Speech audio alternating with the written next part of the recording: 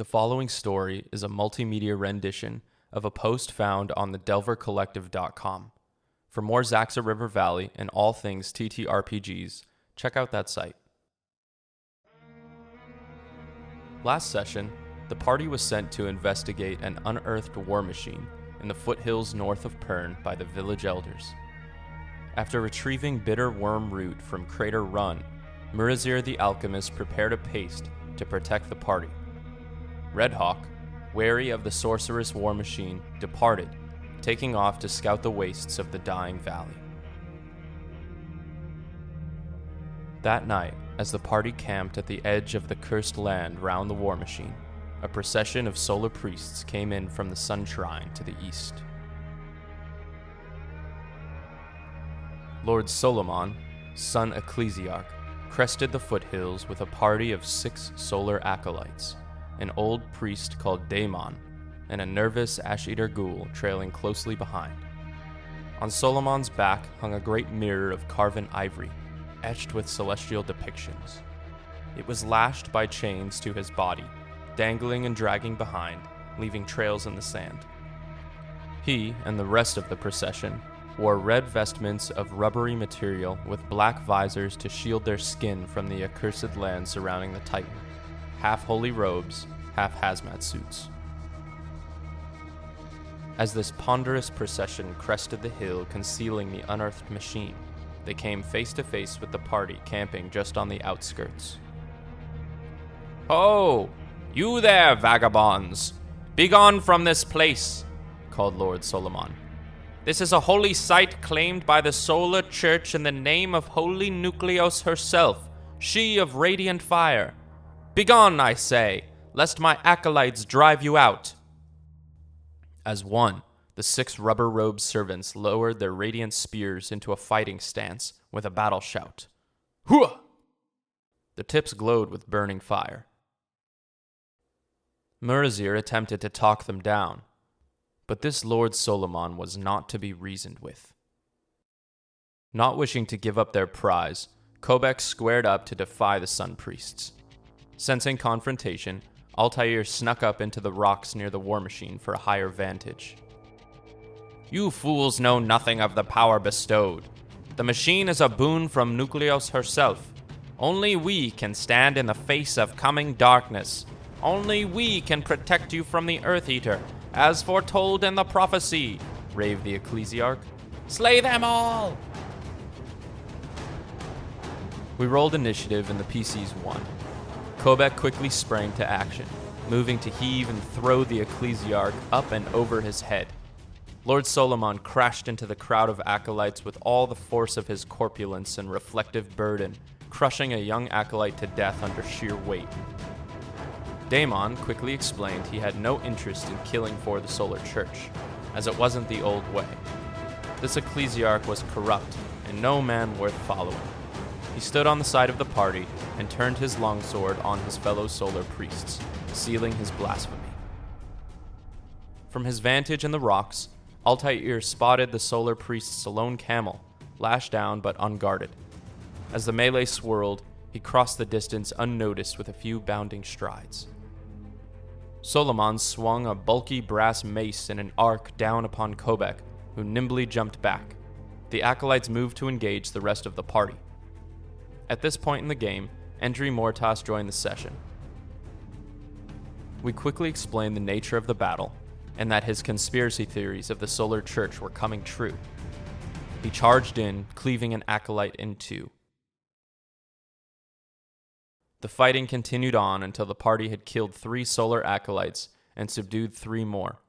Lord Solomon the ecclesiarch was stripped of his mirror and robes, bound in his own chains, and overcome with Murazir's charm spells. Altair gathered up the reins of the priest's soul camel. Their belongings were light. He pulled out icons of twinkling silver, brass trinkets, clattering gold chimes, and other such reflective icons. The solar priests only had a day of water. Apparently, they didn't think they'd need water once they reached the buried war machine. Altair also found a wooden box containing 3 vials of ash, labeled with the names of holy saints. All in all, the party gained a new camel, a subservient solar ecclesiarch, 3 nervous acolytes, 6 spears of radiant torch fire, Daemon, a first-level cleric, and the furtive Ash Eater. Endry Mortos also retrieved Solomon's brass mace. In exchange for one of Altair's saintly ash vials, the ghoul nervously explained, "The priest called it Gremlin, and it was happy to serve the riders of the Titan. O scions of fire." Altair took this creature on as a personal manservant.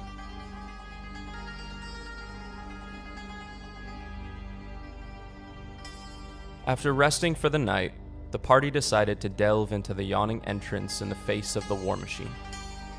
With rope and grappling hook in hand, Altair clicked the heels of his boots of levitation and ascended to the lip of the cave in the machine's head, 20 feet up. Tossing the hook, he was able to secure a rope on the edge. Murazir passed up a lantern so the thief could gaze into the pit of the Titan. Below, Altair saw a gelatinous mass of orange jelly, glistening pseudopods reaching out as if to pull him in. Doghide Kobek ascended the rope with Rosh lashed to his chest. He was hoisted up to the lip, and as Rosh was released, the hound comfortably jumped straight into the pit, landing with a wet plop. Kobek worriedly cried out and dove after him. As he submerged into the orange jelly, it flowed through his nose and mouth like liquid air, filling his lungs with oxygen. At the same time, the orange jelly swept through his insides, removing all diseases and poisons. The cleansing jelly of the war machine functioned like an airlock of sorts to any pilot's boarding. Murazir the alchemist was particularly interested in the viscous stuff and took up several vials of it. Though warm and pleasant to swim through, prolonged exposure to the orange jelly would deteriorate flesh and likely bone.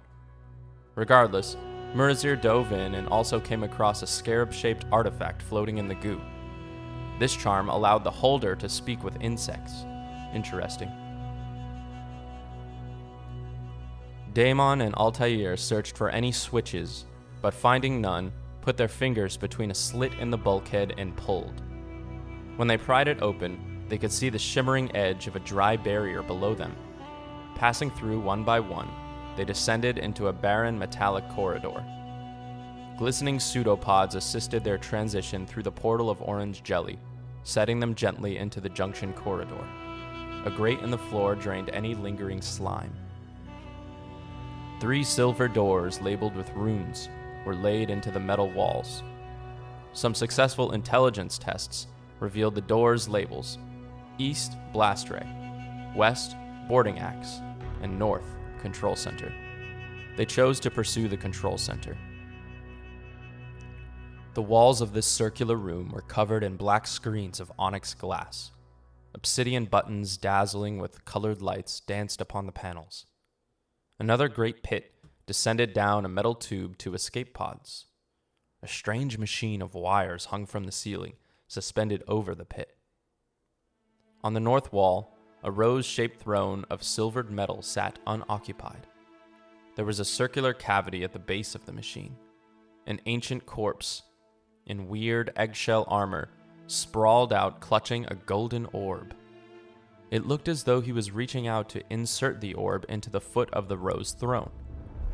Murazir inspected the mummified man's wounds and determined a wide sword blade was driven through his torso. Altair took the orb up in his hands and studied the markings inscribed upon it, an identical match to the one he stole for his guild in Torrance not long before. Altair held back painful memories and grimaced at his scars, a petty feud all over a similar artifact where he was left for dead. Murazir recalled the lore of the golden orbs, explaining their function as vast power sources and time-traveling machines. How exactly these machines worked was another matter. Until today, the Magi had never seen one in person. From a meta perspective, I told the players that on the night of the Earth Eater's arrival, anyone who bore a golden orb would have the opportunity to travel back in time. The party marveled at the treasure they'd found. It was a mighty boon and a great mystery. Transfixed by the silvered throne, Kobek climbed up into its fold. It was this action that caused the machine over the pit to unfurl like a sickly flower. Wiry tendrils of steel, silver, and metals stranger still swayed back and forth like a cobra. The thing gazed about the party with machine intelligence, then moved to strike at Kobek, who twisted out of the way. The cable snake then skipped like a sprinkler as it spat venom at the ecclesiarch. He failed his save and was permanently blinded. This caused the ecclesiarch to pass out from the shock of losing his eyes. Everyone sprang to battle, fighting fiercely. Rosh and Kobek damaged the beast, the canine jumping up to shatter clear tubes containing more orange liquid inside the thing. It sprayed Rosh, staining his fur. Kobek's halberd smashed into pipes and tubes, which hissed with released pressure. Murazir threw his knife with great effect, tearing a vital tube from the cable snake. On the next round, the beast blinded Endry, who clutched his eyes, screaming. It struck out at Kobek once more, wounding him in the arm. Nonetheless, the party was able to overcome the construct, and a sweep from Kobek's halberd sent slashed metal and cut cables clattering down into the pit below. Endry Mortas's screams continued to echo through the metallic chamber. Thinking quickly, Murazir and the others helped him back into the junction chamber and hoisted him up into the grasping orange tendrils. He was pulled up into the cleansing jelly, and we rolled a 2 in 6 chance the jelly would heal his eyes. It did not. The blindness was permanent. The alchemists comforted the stricken warrior with tales of vat magicians in the city who could grow him a new pair. After failing to heal Endry Mortas's eyes, the party returned to the control center, and Kobek took to the rose throne once more. He settled into it as Altair placed the golden orb in the cavity. It snapped in with magnetic pull, and a pulse of energy reverberated through the walls of the machine as it thrummed to life. The weird living metal of the throne folded around his body. A quadrant of needles punctured the back of Kobek's neck as his consciousness interfaced with the ancient titan. His vision was projected up and out through the cavity they originally entered the war machine.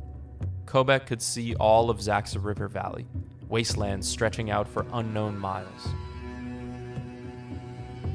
The bloated sun struggled into the sky, casting ruby rays as it peered over the southern mountains, and Kobek's breath was taken in wonder as he saw one of the final mornings through the eyes of the Titan. He tested locomotion and attempted to turn his neck, looking behind him. Rock ground upon rock as the vast bulk of the silvered machine shifted, throwing the rest of the party from their feet. The war Titan was very much buried and would need some form of excavation. As Kobek played with the pilot seat, Murazir studied the onyx screens filling the walls east and west. A diagnostic readout showed them a map layout of the buried war machine. The other 2 corridors led to the weapons systems, a blast ray and boarding axe. The blast ray appeared to be in meltdown as a result of the Solar Priest's fiery excavation. As such, the blast door was sealed. The boarding axe appeared in functioning order. From the screen, Murazir also determined that to activate the weapons, a key had to be turned in the control center. Wishing to further explore the Titan, the party took off down the boarding axe corridor. A long hall lined with power cells revealed the boarding axe only had enough remaining power for a single swing. More cells could replace the ones spent, but they couldn't find any on board. In the head of the axe, a rack of seats was accompanied by exotic, futuristic weapons on the walls. A blast door on the blade itself marked an entry point during Titan-on-Titan warfare. Those brave warriors who sat in the racks could then enter and slay the crew of enemy Titans.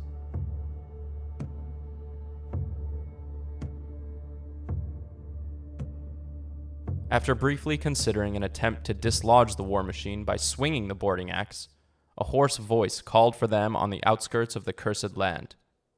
There was a wizened old man with scraggly white beard and hair who looked like he'd been running 100 years to reach them. The party climbed back to the ridge of their war machine's head as the prophet Nicodema delivered to them a proclamation. Takers of the nuclear machine, riders of the Titan, O ye radiant ones who wield fire and death! A vast darkness lies hungrily behind the dying sun.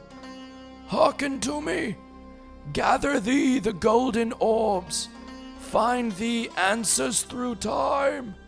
The Earth Eater comes! With that, the old prophet drew his last breath and collapsed dead in the sands. End of Session 2.